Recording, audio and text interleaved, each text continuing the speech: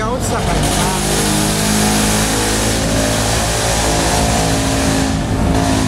Ano gawa mo dyan, Ming?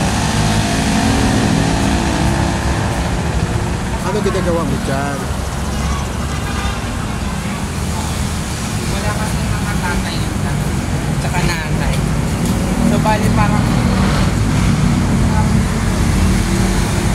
Yan ka na, Ming.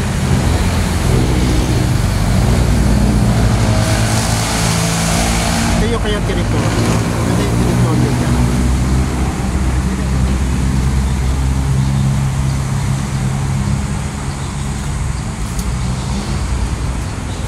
Kasi mga pusa is teritoryo niya.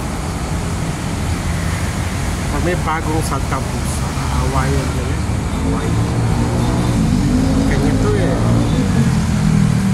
She owns the place. Diba, Ming? Tulog ka, Ming? Oo, bakit? Ako makababasta naman ako nito. Wala pa naman akong pagkain doon na. Ming? Tulog ka?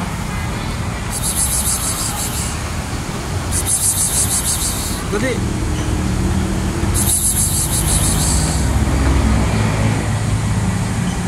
Ito po. Lalaki yan, lalaki. Ayaw talaga. Maganda yung pwesto niya. O, may mga halaman. Kaliwat kanan yung ano, yung sasakyan.